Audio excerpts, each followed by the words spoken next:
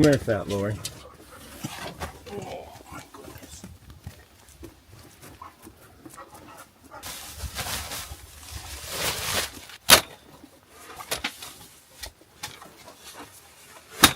I'll take that off. I'm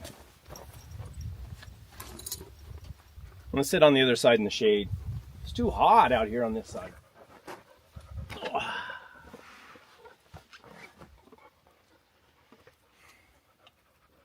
So I decided this morning would be a good time to bring Clyde out. Or Cody, whatever you want to call him. He's supposed to be a gentle mule. He don't trust me yet. He thinks I'm gonna hurt him, or he acts like I'm gonna hurt him. I'm not gonna do the same thing I did with Bonnie. I'm just gonna climb on him. We're gonna go. You know, this is the Saturday after the 4th of July. The 4th of July was on Thursday, and we had a get-together at my house. We invited family over. My mom couldn't make it. She's hurt her back. She's 89 years old, so she had to stay home. But my dad came, and then my niece and her husband and their baby. Of course, my wife was there and everything. We had hot dogs and hamburgers and watermelon, traditional, you know, and typically of my dad, he's 90 years old. He got there early. So my dad's sitting there, and he doesn't know anything about the internet. He doesn't know anything about YouTube or Netflix or any of those. And so we sat down in the chairs. I turned on the TV, and I asked him, I said, what do you want to watch? Anything you want to watch. Old Western, whatever you want to watch. I think I can find something that'll suit you. He couldn't think, and I put it on YouTube, and I was kind of thumbing through YouTube because sometimes you can find some old Gunsmokes or something like that, Rawhide, you know, Wagon Train, whatever, on YouTube. And I came across that, it's like a documentary film called Unbranded. Good judgment comes from experience, and experience comes from bad judgment. I'm not ready to buy a house and get married and have kids yet. You know, I want to have fun and do some crazy adventure like this. Yeah.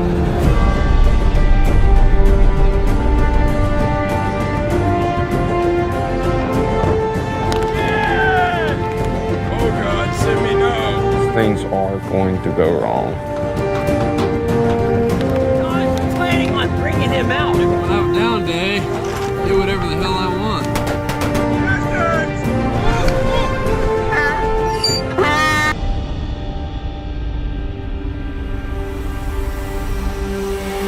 Well, you can do a lot of things, but you can't do this. And this is for crazy people, really.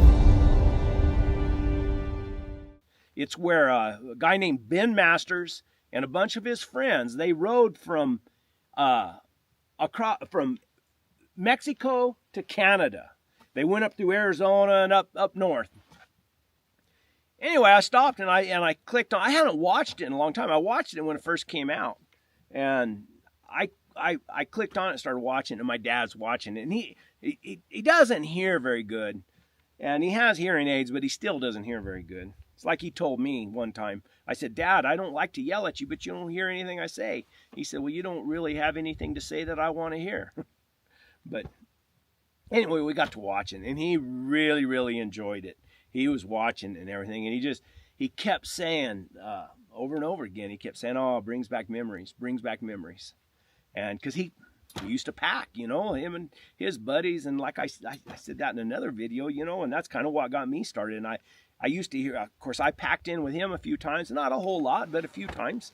And then I heard the stories of the old men that he packed with, you know, Shorty Page, Mort, Stewart, I can't remember all the names now, but all these old cowboy names. And then I had a little short video of him, you know, when they did pack into the wilderness. And anyway, these guys, it's a really good film. If you get a chance, I'll put a link to it down the bottom. Watch it. It's a really good film. They did a good job.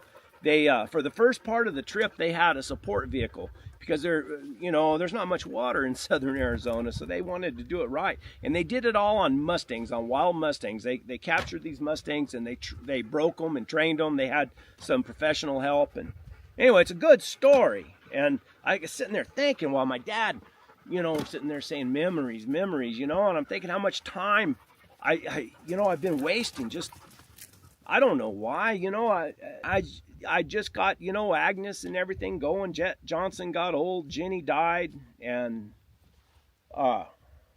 then Agnes died. Just kind of left, kind of flat-footed, I guess. And so I finally found these mules, and Bonnie's doing good, and we're going to start working with Clyde. I don't need him to do much, carry a pack, and they say he's real gentle, and that if you're on another mule going, that he'll go with the other mule. So I can, my grandson, or even if my wife, I doubt she'll want to go, but even if she wants to go, I can let him ride Clyde. We'll see how gentle he is today. Anyway, I was thinking about that. Then I went and I pulled up some of my old videos. I ran into a buddy of mine at Tractor Supply one day, and this was in, I think, 2012 or 13. And he's a cowboy guy, and he likes to ride, and we got to talking. I said, man, he said something about going into the woods, because I was living in the mountains at that time.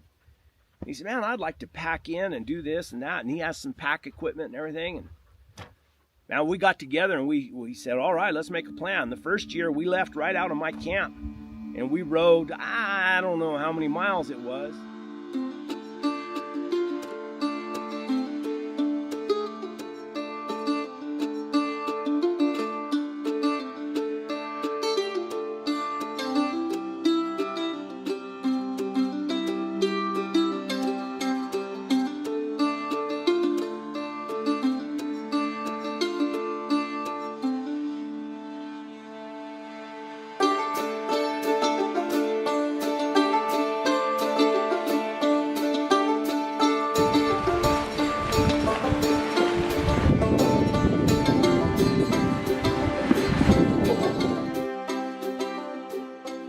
We rode all the way around and came out. I forget how many miles it was. I think it was 3 nights. And we ended up at Doc Campbell's there in the Gila Wilderness. What we did is we went through the Aldo Leopold Wilderness, broke across and came out through the Gila and dropped down to Doc Campbell's. It's a little outpost or grocery store, hot springs and stuff there before the cliff dwellings. And then it was after that we planned the big trip. What we did, and I made another video of it, but I back then I didn't do a real good job of filming, and I didn't do a very good job of editing. But we started out, we had a friend of ours, or a friend of his especially, I knew the guy, that drove us all the way up to the other end of the wilderness, up to a place called Willow Creek. And we got there, it's a long drive, we got there that afternoon, we built a fire and everything, we sat there and camped. Got up, drank a little whiskey. We're gonna make the dog. The one thing we're gonna make a dog whisperer trainer. The one thing you never want to do, ever, is give those dogs people straps. Just don't ever fucking make that mistake. Oh really? Just don't do it. She eats dry food when it's time for her to eat. Otherwise, you fucking make her go lay down. There we go. Can't even tell we're being videoed. Huh? Cheers. Cheers. I can lighten it up in post. Man, that is a good cigar. And we did this in December, and we sat there and got all our pack outfit set up and packed out, and the friend left, and me and Juan took off, and we rode down into what they call the Middle Fork.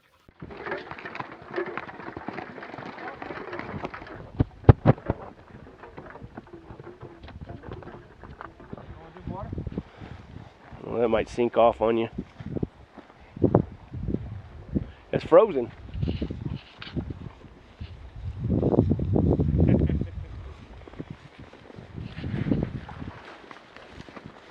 From Willow Creek, we're breaking down into the Middle Fork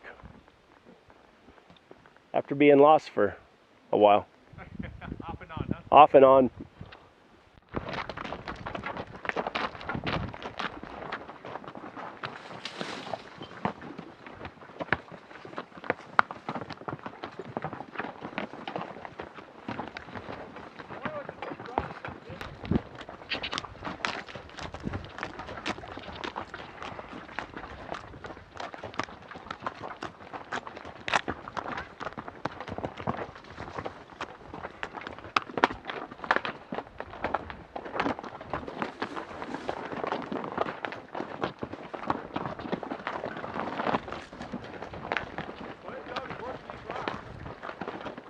And the first night we took some steaks, I think it was, and we cooked those, and we'd pack those steaks in the panniers with the pellets that we fed our mules or our horses. He packed 2 horses and I packed 2 mules. I had Jet Johnson, Agnes, and a mule I called Jenny.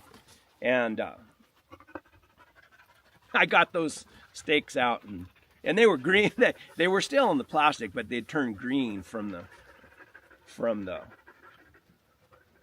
pellets.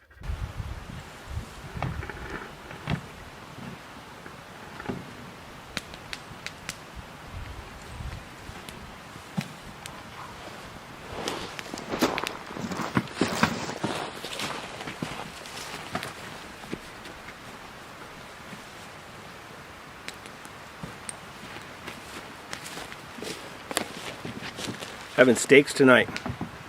Juan said if you cut the green off, it won't make you dead. That's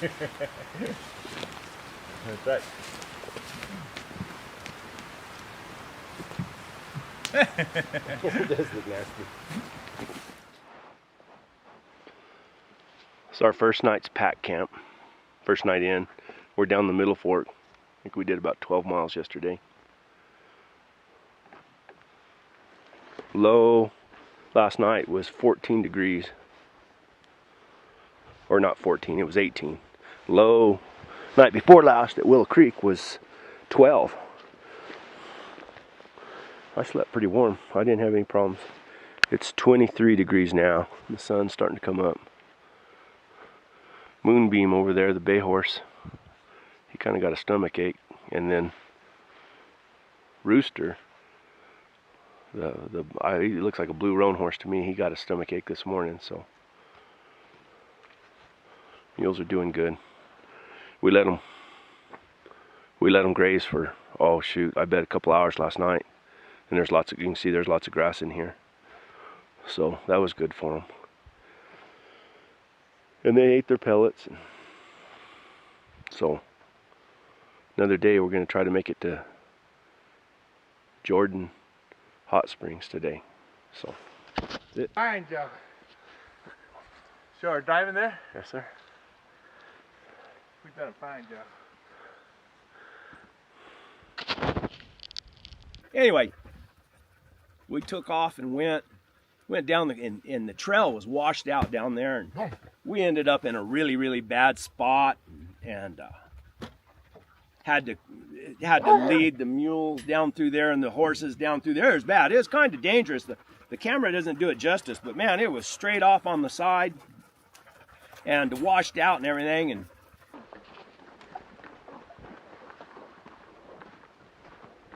this is a good part of the trail too. oh man, I hope it's like this all the way down.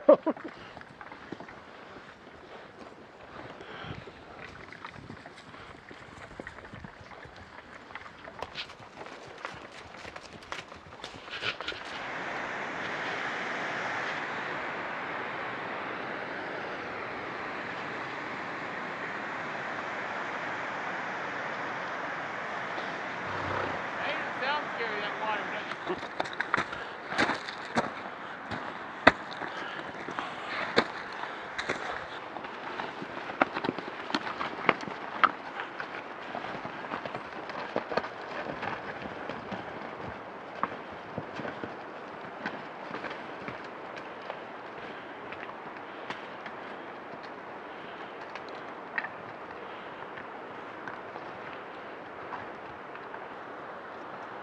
Kind of made his legs there good Yeah. by hitting it.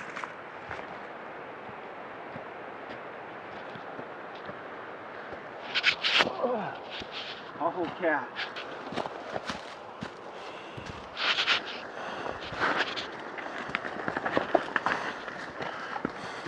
Down. Watch out, Juan.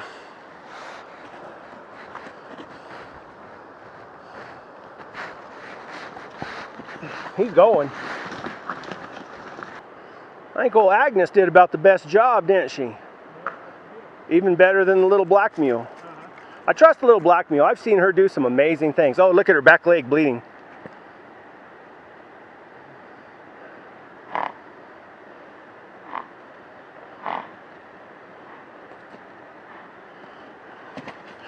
Hear me untie Moonbeam? Yes. Man, I ain't going on that. That edge, all you have to do is take one step and I'd be history.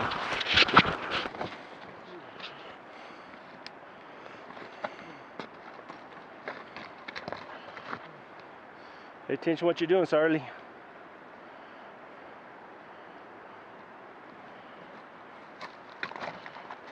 No, no, watch it, Lon. No, no, no, no, watch it, Lon.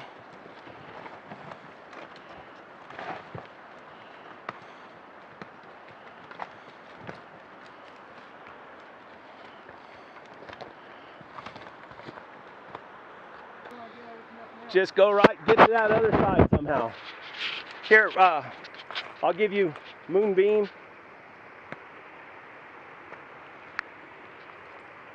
I'll grab, I got my mules tied up already, so.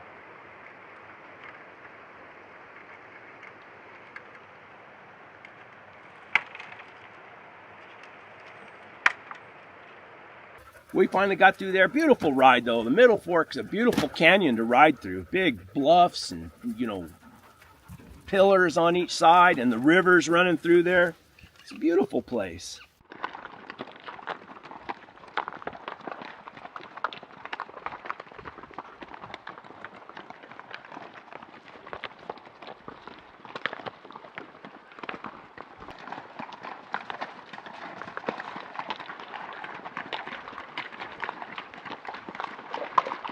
We got down there and we were looking for a place called Jordan Hot Springs. And we got down there and we couldn't find it and everything. We got tired. So we set up camp.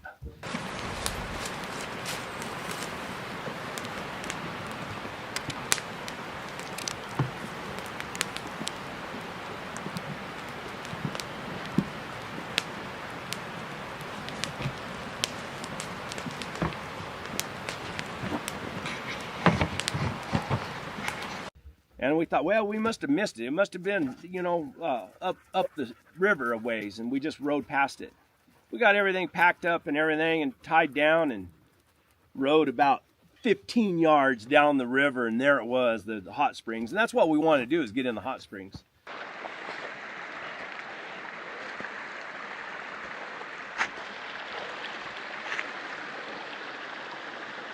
Did you wash your face? Yeah. Yeah, like $1 million.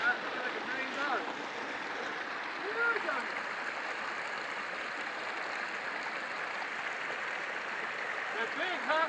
Yeah. I remember you could swim in them. Big, huh? We camped how far from this? I got a quarter mile. If that far? That far. It was just right across the way. I mean, across the river one time. Yeah, we crossed. I'll be dang. Cool. There's a lot more that's coming out.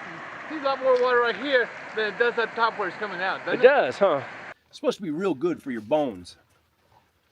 Anyway, after that, we rode down. We went up Little Bear Canyon, which is a beautiful, beautiful canyon.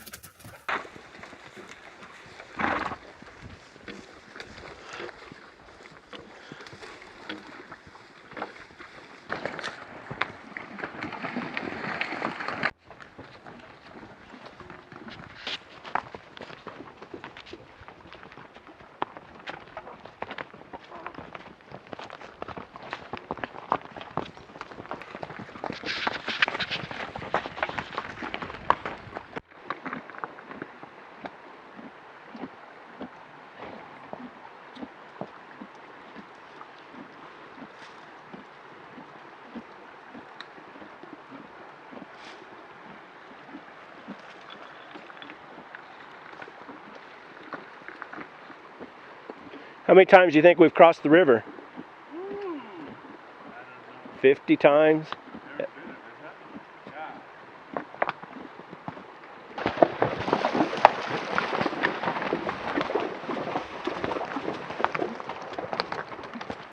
TJ, or Little Bear Canyon, TJ Corral, 1¼ miles. The Gila Visitor Center is 8 miles down the Middle Fork there. And the Meadows is 8. Well, it's either 18 or 8.5 to the Meadows. It says Little Bear Canyon subject to dangerous flash floods during rainy season. Yeah, it's a narrow sucker, isn't it?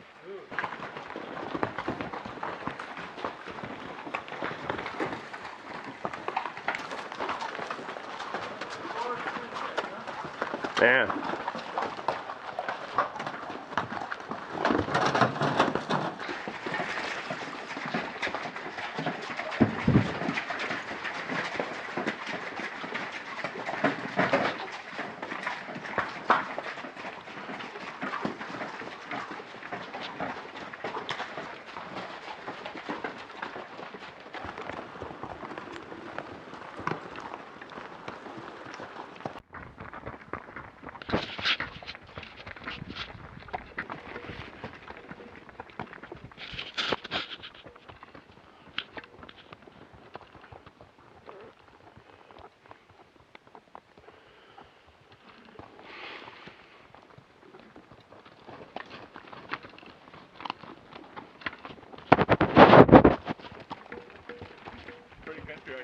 I know it.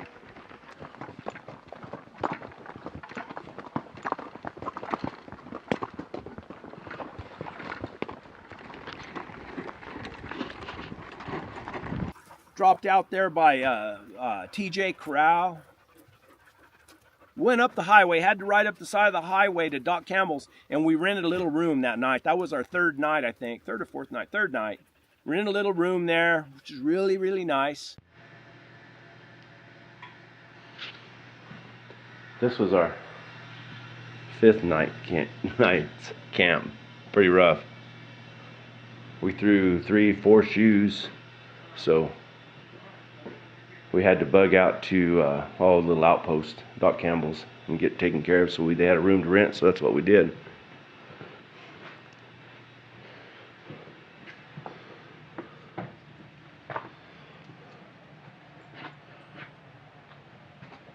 Hey, baby doll, how you doing this morning? Good, good. What's going on? It was too hot. We both got hot staying inside. But it's nice to take a hot shower and have one of those. It's nice. Anyway, we're taking off for the second part today. And spent the night there, kept our livestock there at Doc Campbell's with Becky Campbell. They cleaned up that bell. Of course, that bell's been weighing.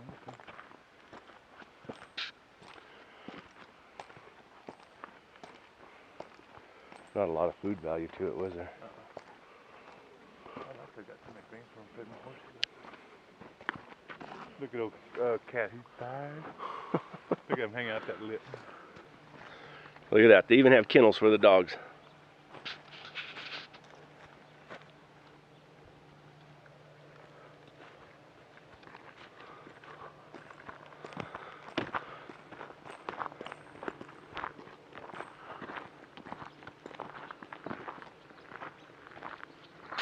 And then after that, we rode right out of there, rode up on top.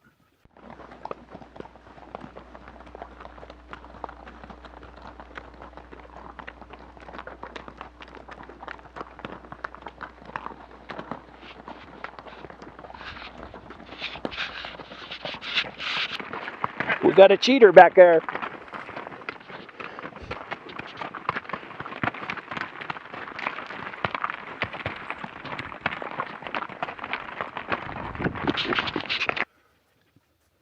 Where did we go?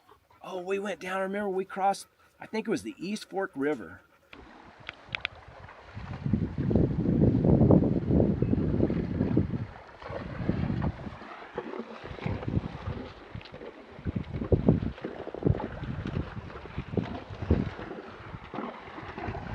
This is the East Fork. And where did we spend the night? Oh, we had a dry camp that night. We had stashed there off of North Star Road. They're on Diamond Creek, I think it was. We had drove up there like the week before and stashed a barrel with some more supplies in it.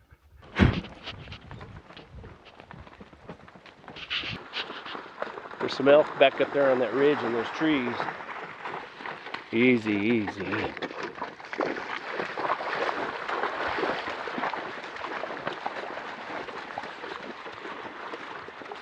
Just barely, there they go, they're moving up now.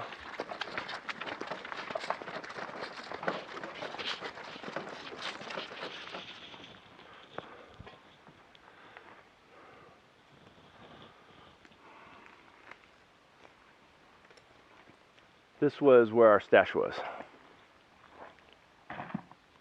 Documenting it. Oh. Mainly feed for the mules and the horses. He rides some nice horses. And that's right, we got to there after dark. It was a long day. Our plan was the whole time to ride from Willow Creek, cut all the way across the Gila, then cut across the Aldo Leopold Wilderness, and come out at my place there on North Percha, which is in the Aldo Leopold, or in the what we call the Black Range. It's over there by Hillsborough, between Hillsborough and Kingston, and back to the north there, northwest. And that was our plan. But anyway, we dry camped, didn't have water for the mules or horses that night, and it got late, and we dry camped right there. And the next morning we rode up, and the weather got bad. I mean, big old black clouds came in, and I remember that frozen rain coming, just hitting on everything. And we just kept on riding. And to this day, I don't know if I'm right or wrong. I think we got on the wrong trail. I think the trail was clean, but there was so much downfall timber on the trail we were taking. We ended up at the top of Diamond Peak. And I don't know what the elevation of Diamond Peak is, but it's way up there. And we got there after dark. And we set up. When we pack like that, we want to be fast and mobile. And we just set up a tarp. And so that's what I did, is we just strung up a tarp, not very high off the ground either. And we got our sleeping bags under there. And you know, the whole time we were there, it was cold. I mean, it was really cold. But that feeling of packing up every day and moving, you know, being nomadic, just keep moving through the country. I love that. I think that's what attracts me so much about it. A lot of guys pack, and they pack in a big old elaborate camp and set up, you know, wall tents and everything. And I've done some of that before too. But I think I like the thought of being light and mobile. And, you know, kind of a compromise, because when you pack with a mule, you can carry a lot of heavier stuff. You know, you can pack some luxuries that if you're backpacking, you don't really want to carry that stuff on your back. But you still need to be careful. You need to watch your weight, you know, what you can pull. And in the summertime, it's not near as bad because you don't have to carry a bunch of heavy, you know, stuff to keep you warm, and you don't have to carry, if you've had some rain up in the country, you carry a little bit of oats or pellets, and then there's a lot, you can hobble your livestock at night or in the evening, and let them graze, you know. If you can find some good grass, let them graze. They can get plenty of feed that way. And, you know, and then the compromise between what luxuries you can live. Wait a minute, that's for another video. Let me know in the comments down below if you want me to make that video about gear, what I use and what I think about using, what I don't use, maybe before I go on a trip, what I'm taking, and then after I get back from the trip, what I think was unnecessary. It's just an idea. But anyway, me and my buddy woke up that morning on Diamond Peak, and we were cold. I mean, it was cold.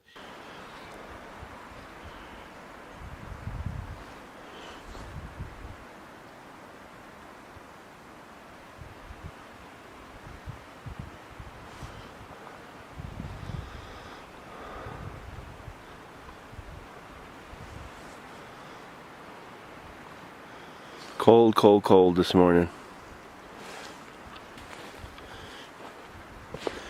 Didn't get into camp until, I don't know, about 30 minutes before dark. It rained on us all day. Didn't get much video yesterday. Just that my battery went out in my Garmin.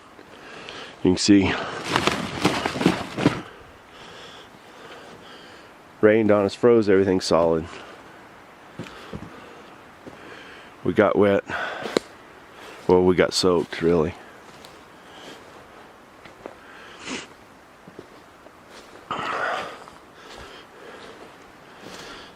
we strung up this tarp.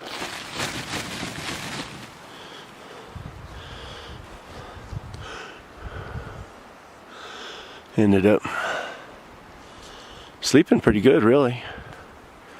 But it's going to be a pain getting everything packed up this morning. Pepper, come here. Anyway, this is our 7th day. Last night was our 6th night. We couldn't find the trail down. They'd only worked the trail up to here, and because of the burn scar, logs just across the CDT trail, you know, you just can't get through. So we're gonna have to figure out what we're gonna do, where we're gonna go. And the lash rope is what you use to tie your packs down. And if you put a top pack, you throw a box hitch or your diamond hitch on top. You could hold it like a board. It got so wet and then froze so hard it would just stick out straight. And then our mani tarps were like frozen with ice and everything. There was no snow on the ground. There was a heavy frost. But I never will forget that sun coming up. And we were like a couple big old lizards, man. We climbed out on those rocks and laid on those rocks. And at that time, I carried a satellite phone. We didn't have the Garmin messengers or anything, and I had a satellite phone. We both said, you know, we're not that far from the North Star Road, which was on my last video. I'll put a link right here. And he said, I'll call my son, and he'll come pick me up or pick us up on that North Star Road. We'll only have a few-hour drive. And so we rode out, got down to North Star Road.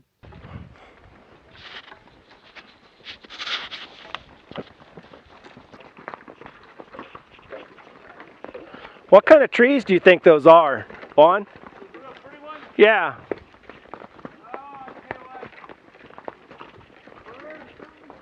A fir?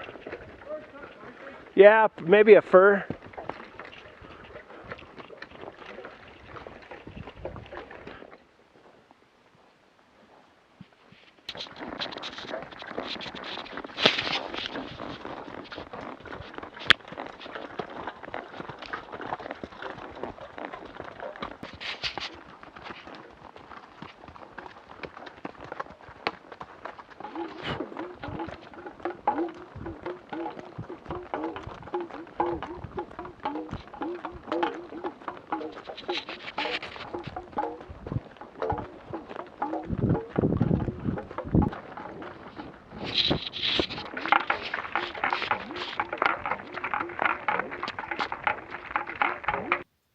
They came and picked us up that night. I think it was his son. Maybe it was the guy who works with him.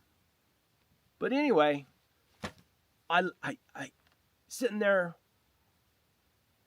listening to my dad talk about memories and thinking, you know, I'm finally in a position where I can go do some of that stuff that I love to do. And I don't want to waste any more time. I want to start doing it. And I'll film it. Bring you guys along with me. I enjoy filming. I enjoy trying to share the views and what you go through and the adventure of it. And so there you go, guys. I hope you enjoyed the video. I'm fixing to get on old Clyde over there. I'll set up the camera. If he bucks, maybe we'll have a viral video if he throws me off. All right, guys. Thanks for watching. Here we go. Onward and upward.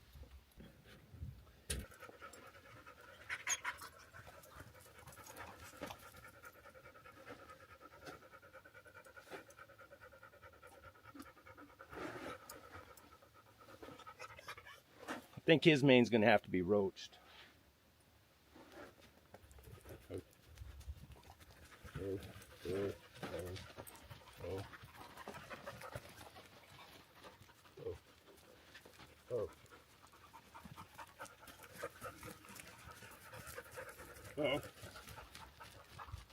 Oh.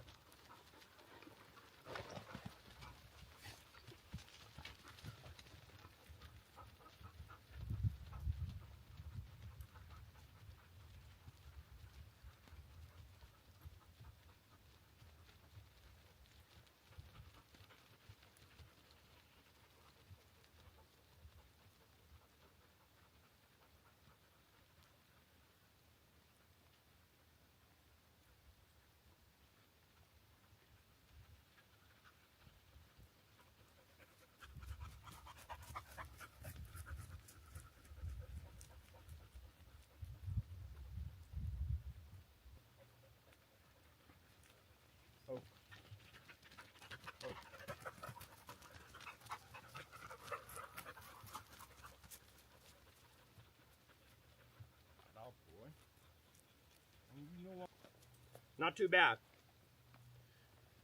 Need to adjust the cinch a little bit, tighten him up, ride him out, see how he does. He just don't trust me a whole lot.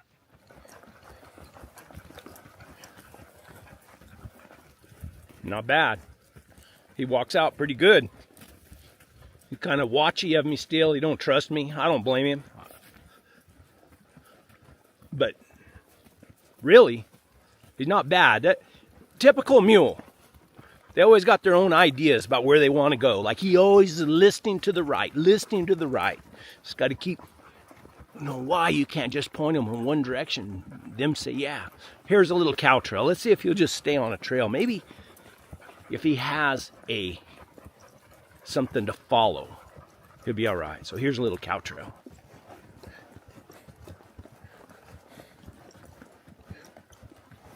Better, lots better. It is hot today, boys. I think I did good. He might not be Bonnie, $50,000 mule, but he's not a bad mule. Not at all. So far. We might get up here and he throw a wall-eyed fit or refuse to go or lock up. All those things a mule can do. We'll see.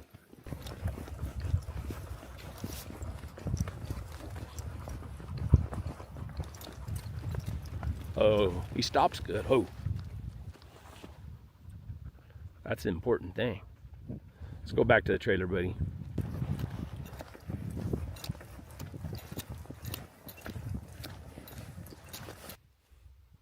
Next time we go, I'm going to be on Bonnie, and he's going to have a pack on him. We're going to see how he packs and how he follows Bonnie. They say he was best when he was following another mule, but I sure have rode a lot worse mules. I mean, he's all right. He'll work. Ah, that girl, come on.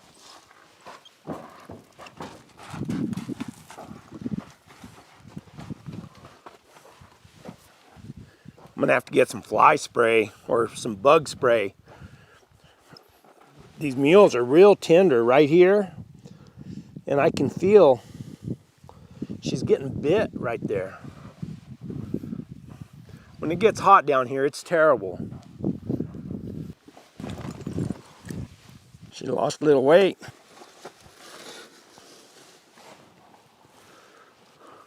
It's those little bugs. There they are. I see them right here.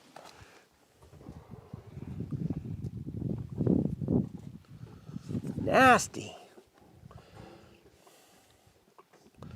I'll get some wipe or fly spray.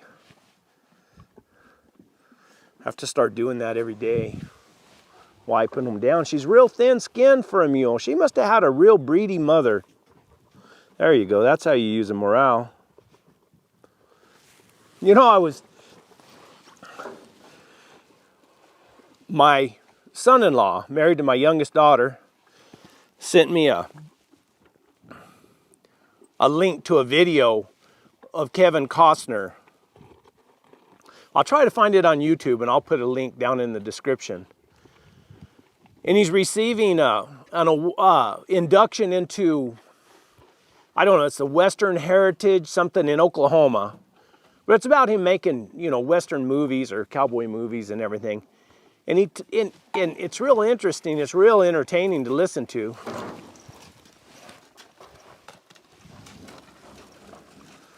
You lost your privileges there, sweetheart.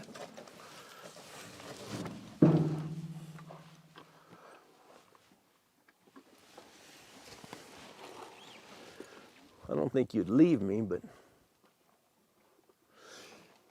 anyway. And he talks about how when he was a kid, the experiences he had influenced what he became. And, he talks about going to Disneyland and them having that Grand Canyon ride. I guess they had regular little donkeys and that you could, real donkeys that you could ride. And I'm gonna take that off you. You're just fighting it now. I think you got all the goodie out of it. Yeah, you did. Didn't take you long, did it?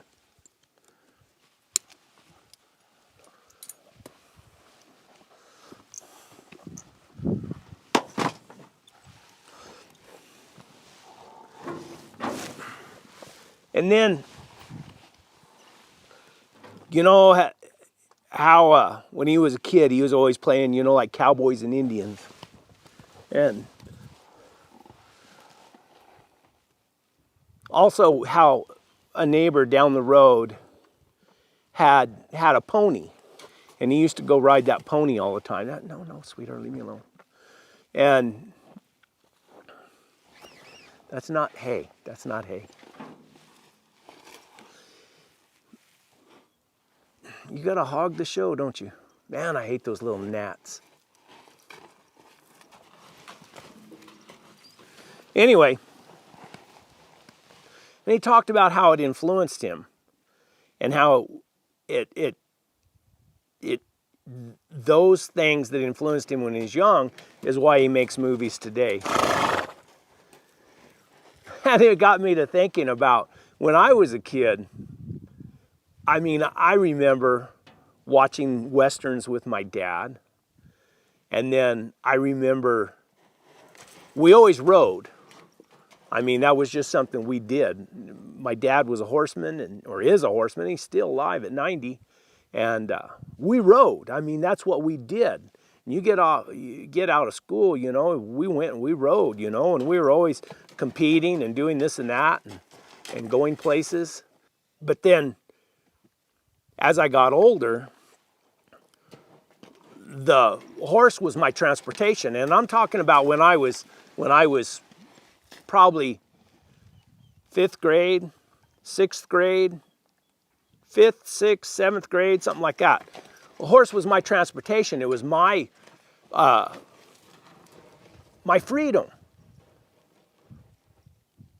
We weren't allowed to ride with a saddle. We had to go. I had an old roan gelding that we call Poco. He's Poco Bueno bred. And we had to ride. I had to ride him bareback because Dad, well, what is wrong with you? For safety reasons, and also, we're just going to stay tied up for a long time. How about that? I got her tied up too long. I'm going to have to shorten it up. We weren't allowed to ride with a saddle. It was for safety reasons, because, I mean, I think my dad told my mom, said, you know, you don't want them out with a saddle because they could get hung up and get drugged or something like that. But I think honestly my dad was always worried that I would get off somewhere and get off my horse, and the horse would get away from me and somebody catch the horse and steal the saddle. So we rode bareback everywhere. And it was like my freedom, my access to, you know, I could just go. And the only rule I had is that I had to be back by dinner time. But I went everywhere. I went up in the sand hills. I went down to the river. We had ditch banks there. I was raised in, well, at that time, when I was that young, we lived in Corrales. And there was ditch banks everywhere. And you could just go just about anywhere.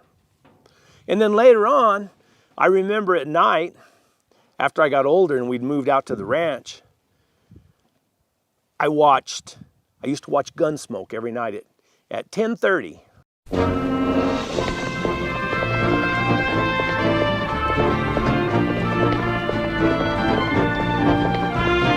Gunsmoke, starring James Arness as Matt Dillon.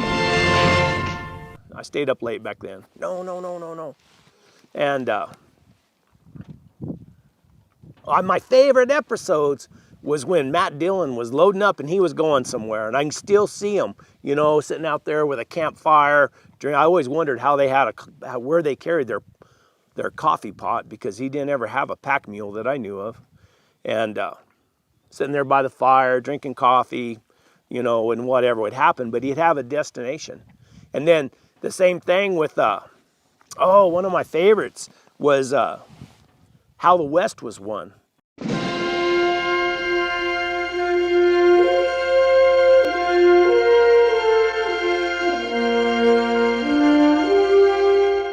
And this is later on How the West Was Won with Boxleitner. Charlie?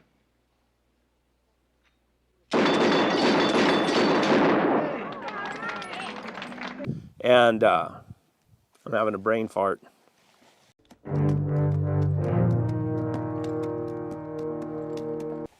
It had Bruce Boxleitner and Marshall Dillon in it. What the heck? Jeb McCahan was his name. Anyway.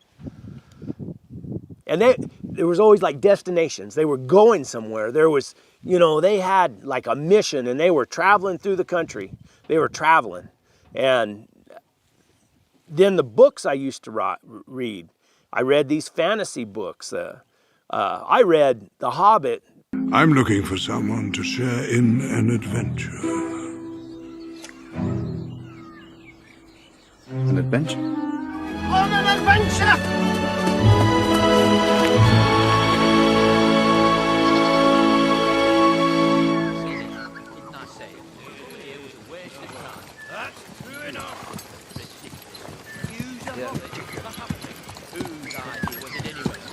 Long time ago, like in 1982, I guess, 81, 82.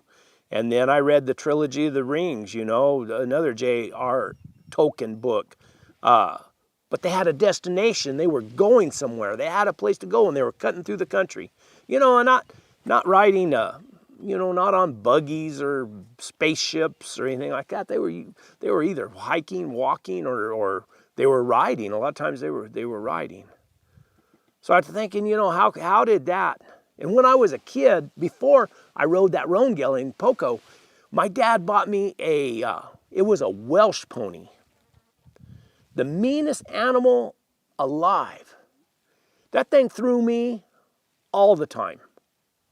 I remember being up in the hills when I was a kid, and I got these little pair of chaps, my first pair of chaps.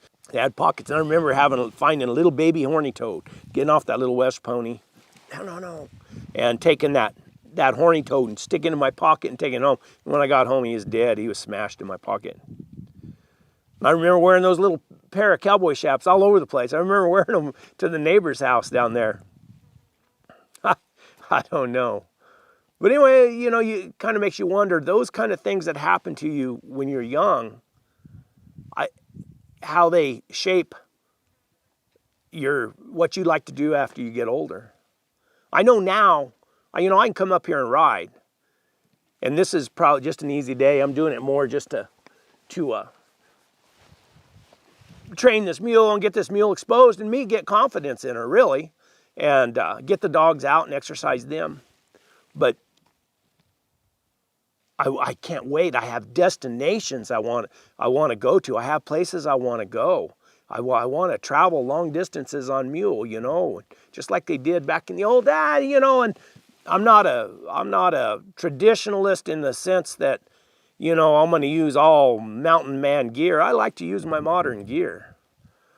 But I know I've had criticism that my name, Born 100 Years Too Late, and then me using a Garmin and doing stuff like that doesn't fit. But anyway, I'm like right in between those two worlds.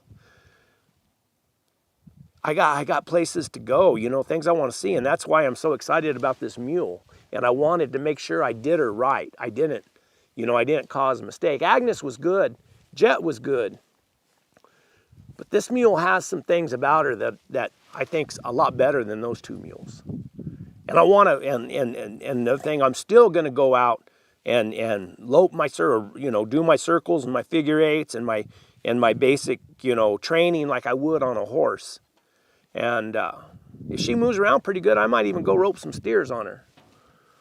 But I can't help it when I get down to this point. You know, I want to go. I want to climb up the hills. I want to go, you know, some different places. But I'm going to ride up this old soft, dry arroyo. Let Bonnie see some different country. Exercise those dogs. If I can get out of here, I've never seen it so dry. I'm in four-wheel drive, and really, I was just about stuck right here where I'm at. Anyway, she ate her breakfast. Oh, this morning, you know, it was about the third morning out. I had a really, really hard time catching her. I had to chase her around in the pen. I thought, oh man, I don't want another mule like that. And Clyde, aka Cody, he's always standoffish. He doesn't want you to come next to him. He has no interest in you. He's not mean or he's not scared. He don't run off. He'll just kind of walk away, and then you got to walk to him. He's kind of looks at you like he might, you know, like he doesn't really like you. Not like Bonnie. She's usually all right. But anyway, that third day, I had to chase her around. This morning, both her and Clyde met me at the gate. And I think, I don't know, but if somebody came to your house and picked you up every morning and took you to breakfast, you'd probably be meeting them at the door. You'd probably be ready to go. If they said they're going to be there at 8 o'clock, you'd be ready to go. So I think bringing her out here and feeding her, or bringing her out, catching her, bringing her out and feeding her, I think that works. I think it makes it easier for them to be caught in the morning. I believe. I could be wrong, but I think it does. I'm going to go with that until I'm proven wrong. Let's put it that way. Anyway, Mrs. Bonnie, let me get that breast collar on you and get your bit in your mouth, and I'll put some boots on. I'm going to wear some spurs today, let those dogs loose, and let's ride up the canyon. Our destination today is let's go up the canyon, and then let's climb out of the canyon, make us a loop, and come back down one of these side canyons. Just a couple hours, not a big long ride, just enough. Does that sound all right? All right. As my good YouTube friend says, Jeff, onward and upward.